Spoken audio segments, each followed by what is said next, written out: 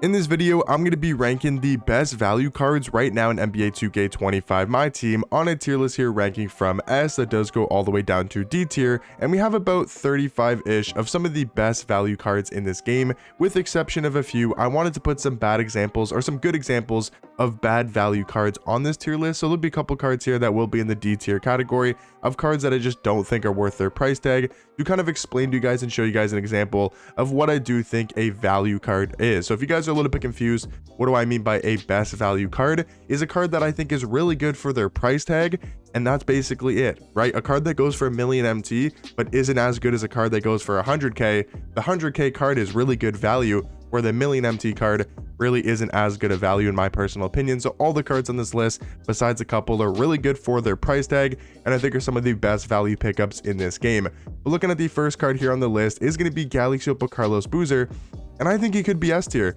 I think he's one of the best small forwards in this game, and I think he's one of the more slept on cards in this game as well, with one of the best jump shots and one of the best just all around small forwards in this game. 6'9" at the small forward position, 7'2" wingspan. Like I said, he's got a great jump shot, but he's also got like a 95 block, 98 interior defense. His card is ridiculously good on defense, and he only goes for like 70,000 MT with this good of a jump shot. He's got solid dribble sigs, like he's got a great player model in game, really good rebounding stats and badges, really good rebounding animations. I mean, I think Carlos Boozer is almost a no-brainer in that S tier category. Kyle Korver, I think he's dropped down a spot for me, probably into A tier. He's still a very good shooting guard. He's got a great jump shot, a really good player model in game. I just don't think he plays the type of defense I would be looking for from my shooting guard. I think he's more of an offensive card, but still can play some solid defense. Pink Diamond Dr. J, I mean, he's S tier in my opinion. This card is unbelievable now that he's a buy now price, and even on the weekend, he was going for like 75,000 MT on the weekend. I think right now he's kind of rebounded back up in price to like, he's still a buy now for sure. I think he's like 100,000 MT though. He's like just barely a buy now price, but for this card, that is amazing. 6'7" at the 2, 6'11" wingspan. He's got a great jump shot, still one of the best jump shots in this game. The John Wall base, Rudy Gay upper on normal timing. And like I said, for like 100,000 MT, which you can easily find this card for, he is so good for that price. I couldn't recommend probably a better shooting guard for that price tag. He is so good at the shooting guard position. Matt Barnes, I mean, for his price tag of like 5,000 MT, can you find a better value card than Matt Barnes? Like, I think Dr. J is definitely the better shooting guard for sure. But I mean, Matt Barnes is 5,000 MT compared to 100,000 MT for Dr. J. 6'7" at the 2, 6'9" wingspan, really good defender, has a great jump shot. And it's one of the best like 3 hunting jump shots in this game. Like, you can use this card as a 3 hunting card while also being a great two-way player, really good on the defensive end, and also a very good slasher.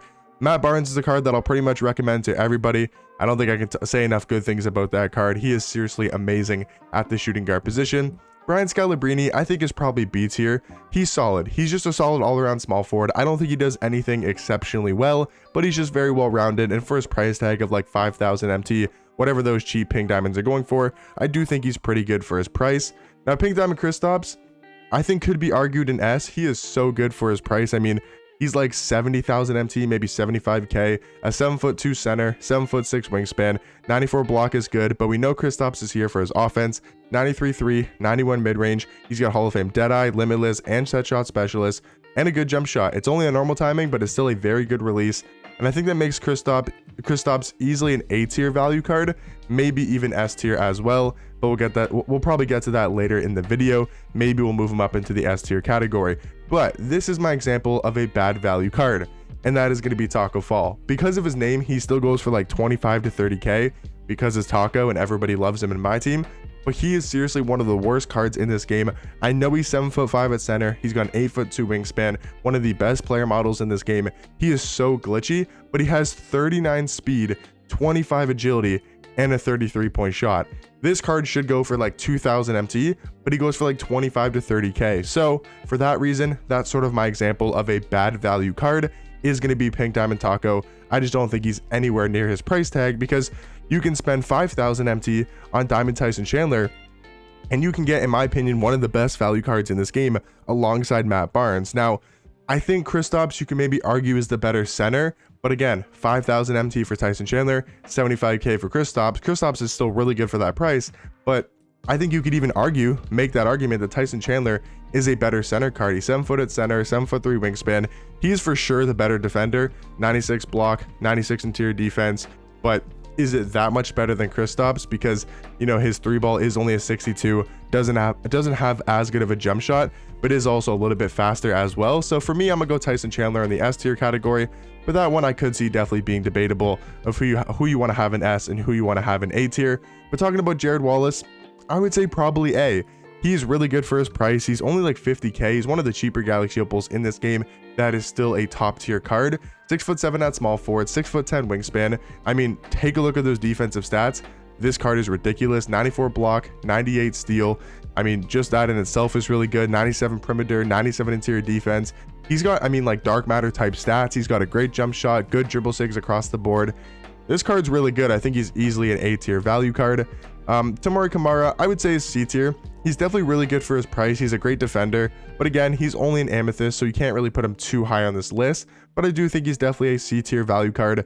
Jonathan Bender, I mean, he might have to be S tier. Like, I think he's even better than Jared Wallace, and he goes for cheaper. Like, he's only like 40,000 MT on the auction house, I believe, right now. A 7-foot small forward with a 7'4" wingspan, and one of the better jump shots in this game, at least one of the faster jump shots in this game. So you have a 7-foot small forward with that fast of a release. I mean, it makes this card insanely glitchy, and like I said, for probably around like 40,000 MT, maybe a little bit cheaper, like 35 to 40k. I mean, it makes Jonathan Bender so overpowered, and I think one of the best value cards in my team. Gonna definitely put him in the S tier category. Talking about Jaren Jackson Jr., I think we slide him into A tier for both his Galaxy Opal and both his Diamond. I think for what they can do, you want to spend a little bit more MT, you want to spend like maybe 150k, you can go get Galaxy Opal Jaren Jackson Jr. He's one of the better power forwards in my team. Or you could spend like 5 to 10,000, or maybe like 10,000 MT on Diamond Jaren Jackson Jr. Obviously, he's going to be worse than the Galaxy Opal by quite a bit, but he's still very good for that price tag. So I think both these cards are definitely A tier value-wise. It just depends whether you want to spend a lot of MT, if you have a lot of MT to work with, especially after the new events. And if you guys have been making a lot of MT, and if you're looking for a top tier power forward, you could go pick up Jaren Jackson Jr. But if you're looking like the Galaxy Opal, but if you're looking for a cheaper option, I think his Diamond is still very good for his price tag. Talking about Alex Sarr, I would say B tier is fair. He's an okay center power forward card. I definitely like Kristaps. I definitely like Jaren more at the big man position, but I think Alex Sarr is definitely solid as a power forward or center card. Tyler Hansbrough, I think to me is just slightly worse than Carlos Boozer, and I believe he's actually a little bit more expensive as well. Last time I checked, Tyler Hansbrough was not a buy now price, which I don't know. I think Boozer's better. He's a buy now price right now. I'm looking on the auction house. So Tyler Hansbrough's around 100k. He's still a little bit more expensive than Carlos Boozer. I like Boozer a little bit more, and I think both those cards are very similar at the small forward position. I'm gonna go Tyler Hansbrough in the A tier category.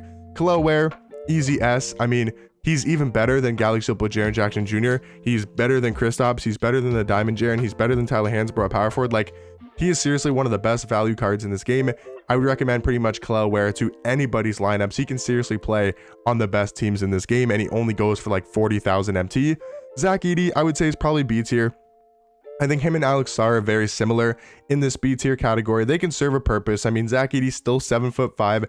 I know he has his new dark matter. Obviously, it's not anywhere near as good as that center card, but he's still very good. He can still serve a purpose, play really good defense on the interior, be a big body down low, get a lot of easy buckets, play good interior defense.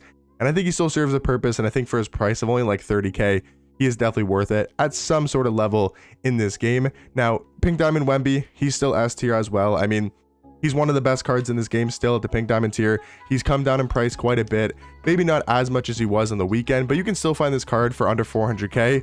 Over the weekend, you were able to find this card for like 300,000 MT, which is ridiculously good for his price tag. He is still, I mean, amazing, can shoot over the top of anybody, one of the best defenders, one of the more glitchy cards in this game. I think Wemby for his price is still an S tier. Vlade Divac, I think is A. He's a little bit pricey. I would say he's kind of on that like Galaxy Opal Jaren Jackson Jr. level, where maybe Jaren's a little bit better at power forward, Vlade's maybe a little bit better at center, being 7'1", but Vlade Divac is like 100,000 MT, so I don't know where you'd really want to put this card. I think he's very good, but he's a little bit not overpriced, but he is more on the expensive side. But I think A tier is a fair spot for him. Bruce Bowen, really good for his price. I mean, I think you could argue A tier. Like, his defense is top tier and he only goes for like 3,000 MT. I think I'm going to drop Bruce Bowen and Jaren Jackson Jr. into the B tier category. Both of these cards though are like some of the best diamond cards in this game, and I think both deserve to be in the B tier category. AK-47 I would say is probably also B tier. I would say for his price, he's not as good as Jared Wallace. I think Jared Wallace is slightly better at the small forward position, and AK does go for almost double the price, so I would say AK is probably a B tier value card, still a very good defender. DeAndre Jordan, probably also B tier. In my opinion, he's just like a worse Tyson Chandler. He only has a 57 3 ball, and his jump shot's not the greatest, but he is so good in every other facet of the game. Like, he is such a good rebounder, defender, he's quick. I mean, he's a very underrated card. I would say he's definitely in that B tier category.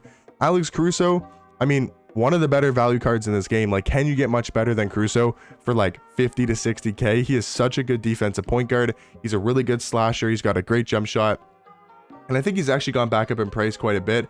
His price does seem to fluctuate, but it seems like he's around 90k, but over the weekend you easily could have got this card for like 50 to 60k. But still, I think Alex Caruso is going to be an S tier. Michael Beasley, I mean, this card's probably also an S tier as well. Like, he is so unbelievably good for like 100,000 MT. I think he's got to make S. There's just so many great value cards in this game that I think all of these guys are in the S tier category. Ricky Davis, I think, is probably just a step below.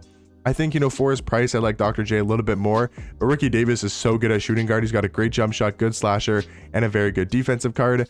I think these amethysts here, like Ousmane Dieng, GG Jackson, JT Thor, you know, Tamar Kimura, I think they're all very good, but they are amethyst card. It's kind of hard to compare them to some of the top tier cards in this game. Hakeem Olajuwon is an easy A tier option. I think he's on that same ranking as like a Pink Diamond Kristaps. Both are very good at the big man spot. It's nice that he can play power forward as well. I still think Stephon Castle, for his price, is an A tier value card. He is so good at point guard. He's not as good as Caruso, and Caruso usually doesn't go for that much more MT, but Stephon Castle, still 6'7" point guard, plays really good defense. Absolutely love that card. Bradley Beal, one of the worst value cards in this game. He goes for like 50, 60k, and he's not even anywhere near a card like Stephon Castle, who's only like 20,000 MT. So Bradley Beal going to be one of the worst value cards in this game, in my personal opinion. Going to throw him in that D tier category. I think Danny Green is probably a solid B. I think Gally Silva, Rudy Gay is a solid A tier card. I think DeLon Wright, again, for these amethysts, are all going to be in the C tier category. And then I think Shane Battier, solid for his price, going to be in that B tier category. So in my opinion, guys, these are going to be all of the best value cards in this game by ranking S through D tier. Let me know in the comment section down below what you guys think about my list. Let me know what you guys think are the best value cards in this game, and I'll catch you guys in the next one. Peace.